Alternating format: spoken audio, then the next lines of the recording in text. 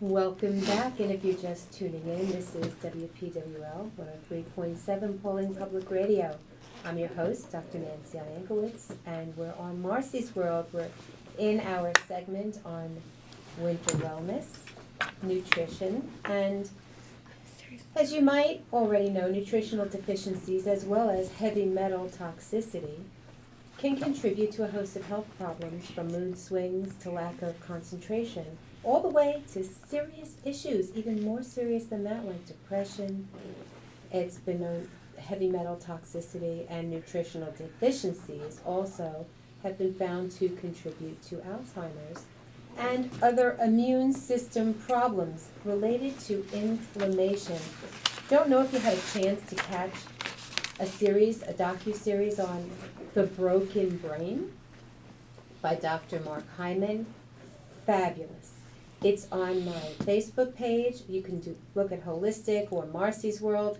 Just type in Iankowitz or even Hyman, Hyman, and look for The Broken Brain. He's running that series for this entire weekend free. After this, it costs hundreds of dollars.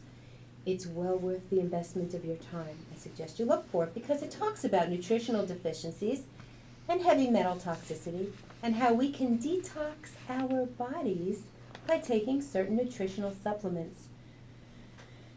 Try to be aware that the environment that we live in the 21st century is different from the 18th and 19th century and the early 20th century on multiple levels. Besides the electronics that we now have and the EMFs that can come from them, the overstimulation of the brain visually by the screens that we look at, which increase sleep deprivation problems and contribute to a lot of other things that are not helpful. Our soil is now depleted, and that means that the stuff that used to be in the soil that used to make its way into the foods that we would eat, the animals that we can eat, like cows, or the fish, or, any vegetables and fruits that grow on trees or right off the ground, strawberries, bushes, root vegetables, they absorb good stuff from the soil, and that good stuff gets into our body and helps our body work. And when the soil doesn't have all those good things in it, like probiotics and certain nutrients like selenium and trace minerals, our human body can suffer. The human body is designed to self-heal. But in order to do that, we need to give it the right kind of stuff. And we get that stuff from our food. We manufacture that good stuff in the form of hormones, neurotransmitters to help us heal. And we actually manufacture vitamin D, as you might already know, from the sun. So winter wellness focuses on what we can do to help our bodies to have the nutrition that we can't get from the sun, but we need to get it, vitamin D. And that's what this segment is going to be about. I want you to also keep in mind that the bottom line to everything I've said, am saying now, and will say for the rest of this segment and the one after the break, the one bottom line is inflammation, what it means, what makes it happen, and how it interferes with the communication between our brain and our body. So keeping that in mind, addiction, and you know that there's an opioid crisis right now.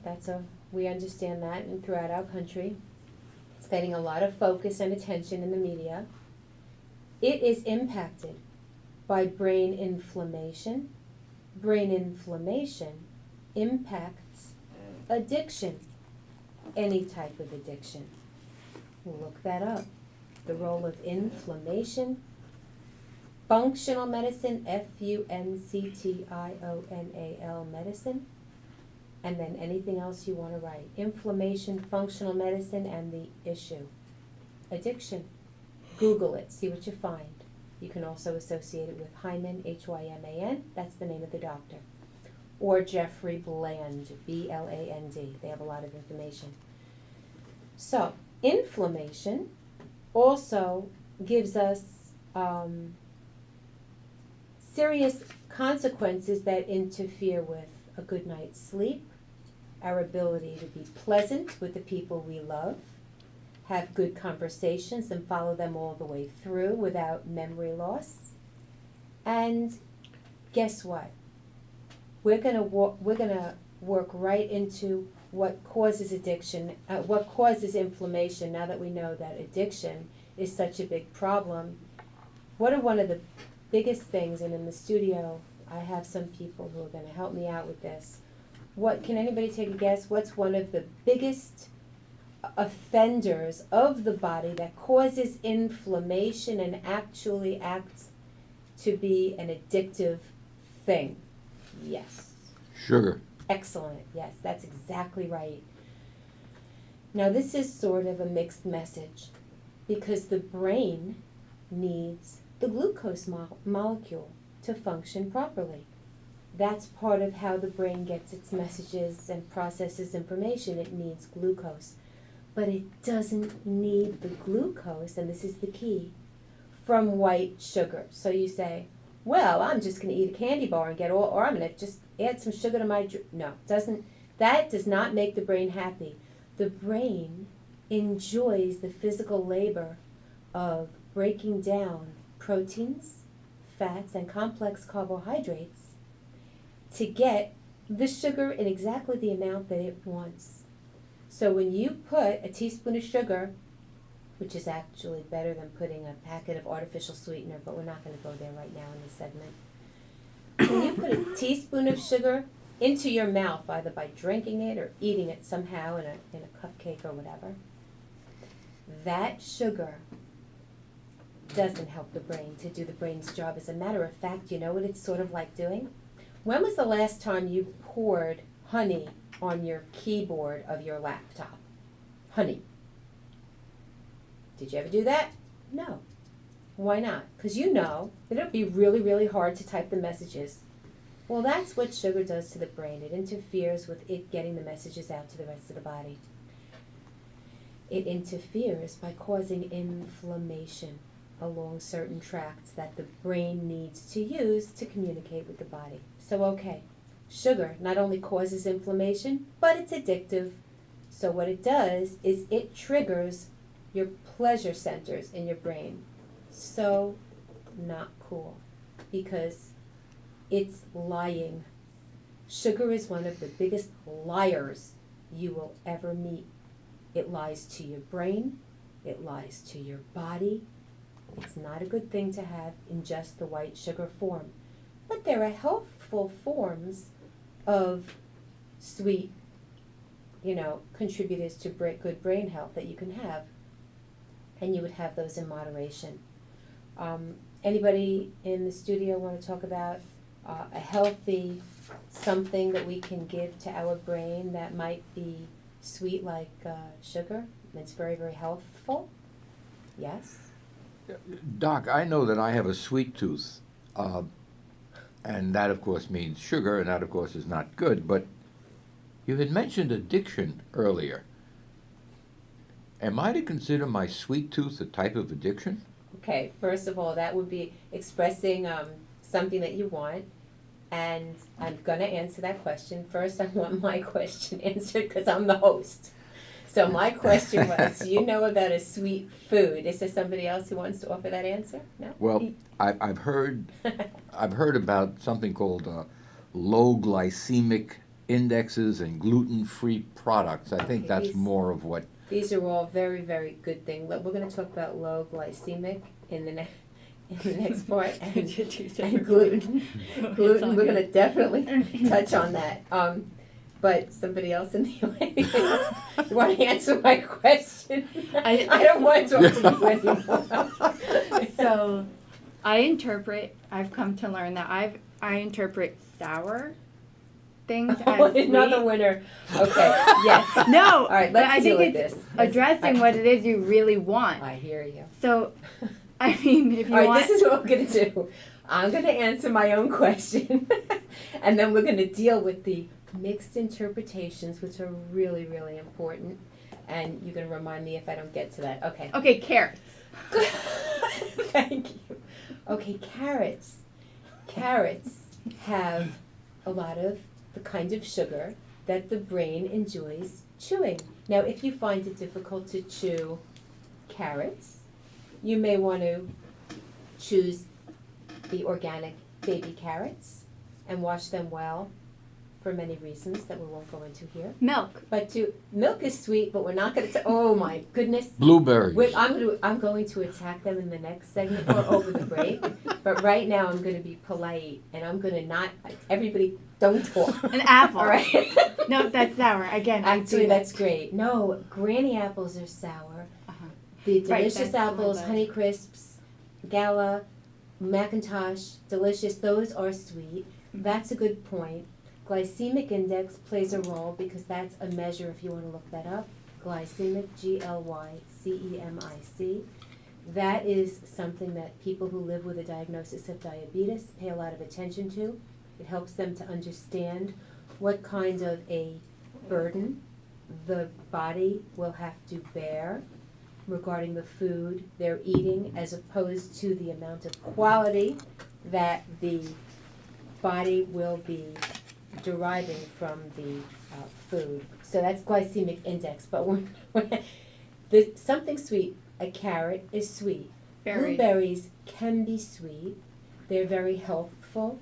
So we're going to talk about like a list of these kinds of things. But so in terms of sugar and how it can trigger addictions, we do need sugar, but we don't need white sugar. We don't need high fructose corn syrup because that is very processed, and that's something that confuses the brain and upsets the liver. So we don't want high fructose corn syrup, and we don't want white sugar.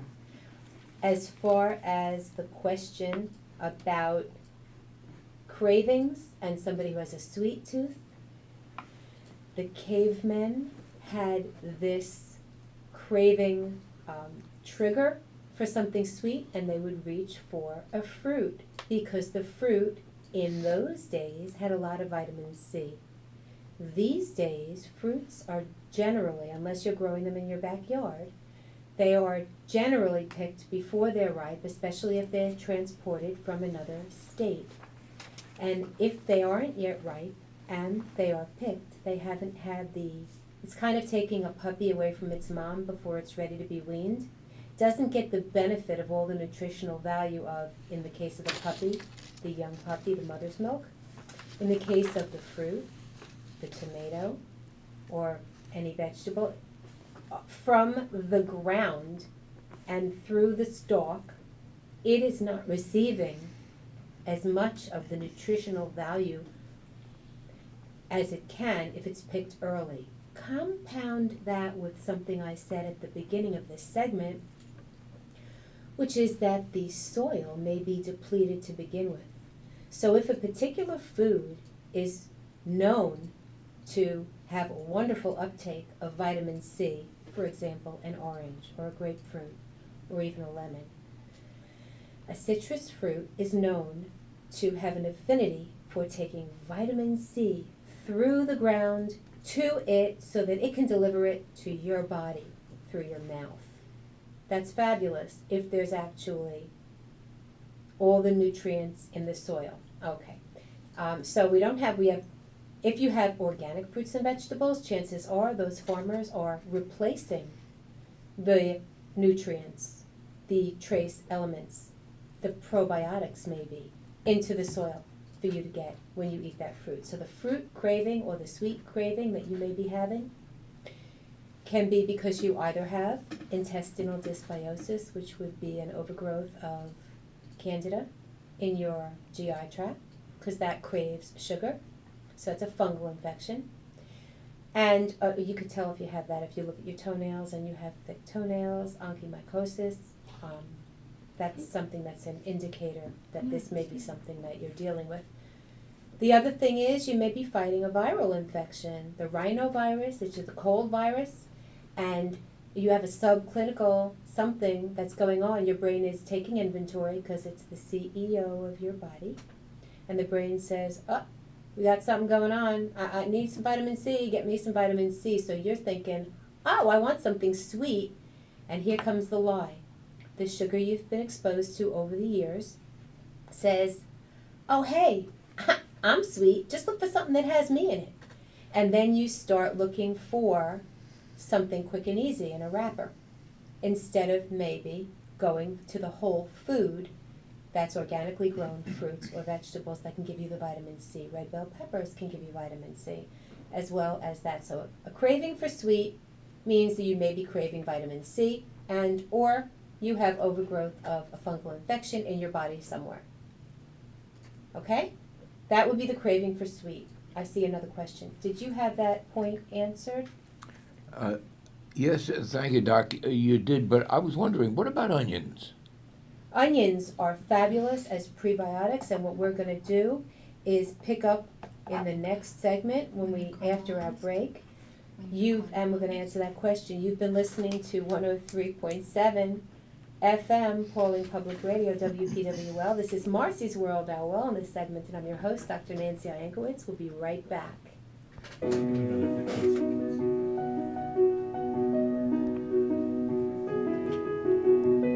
We're back. Thank you so much for sticking with me if you're just tuning in.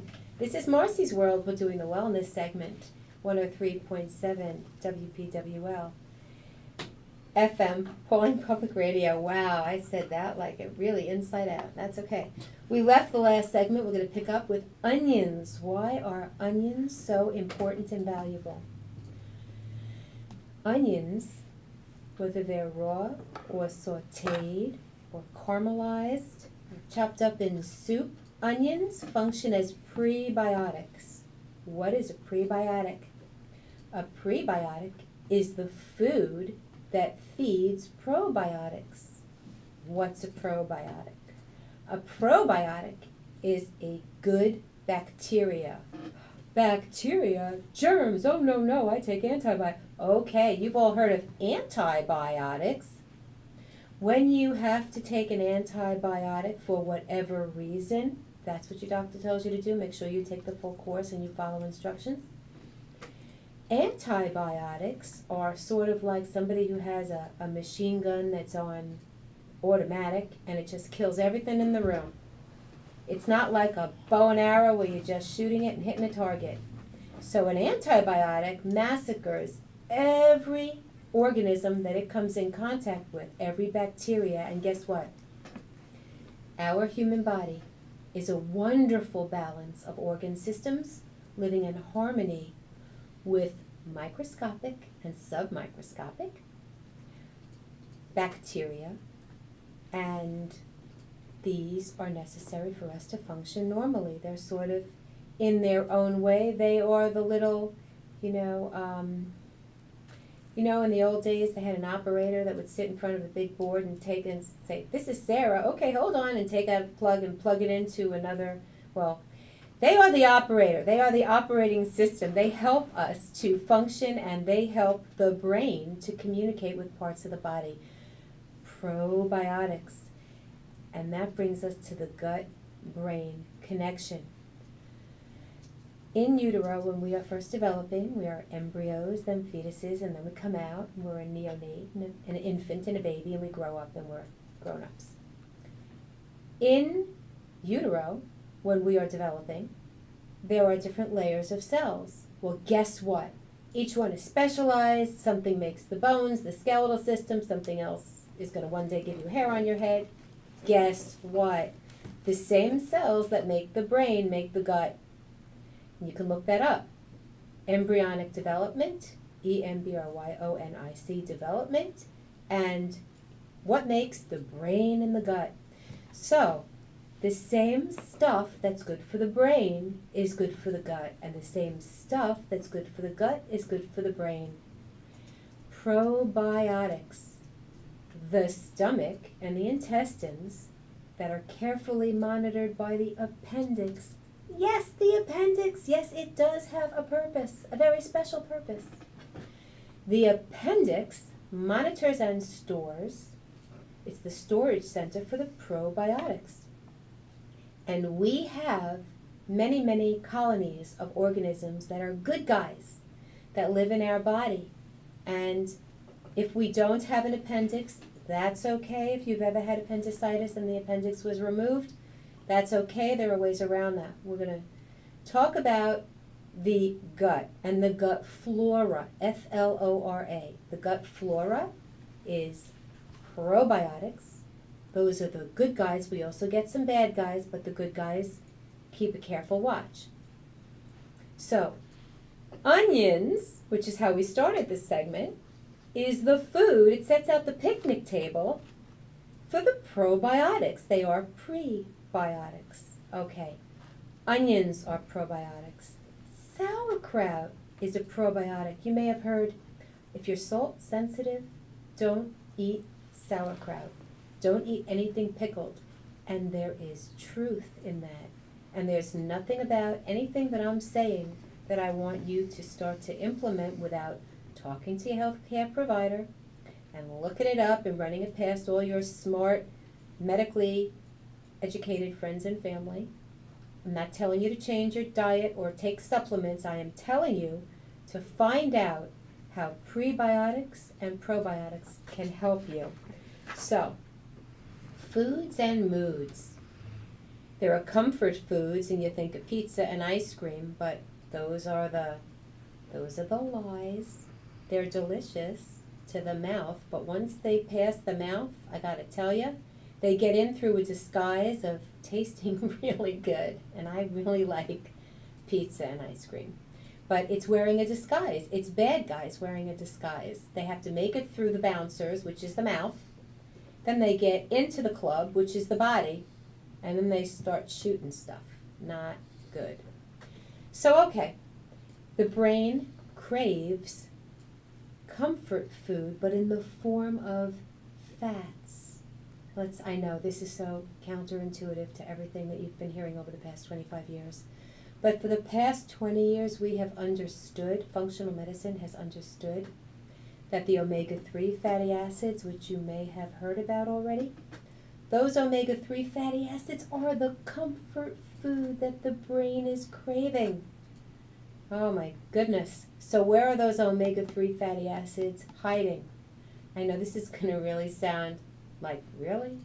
But salmon, wild-caught salmon, and I know that most people who are in our American society, the American society that follows the SAD diet, S-A-D, for very sad and unhappy, which is the standard American diet, says, nobody says, come over to my house, we're going to have comfort food, I'm making salmon. They say, let's go out for pizza and ice cream.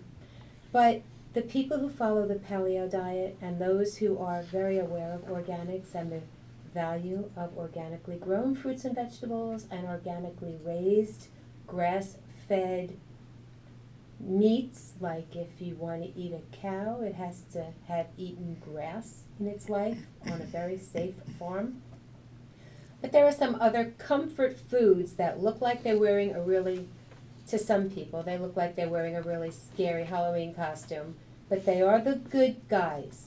Omega-3 fatty acids and complex carbs is what the brain and the gut need. These are your brightly colored vegetables, like your red bell peppers and yellow and orange bell peppers. Avocado, even as a dip. The salmon I talked about, sardines. Almonds, if you can tolerate almonds.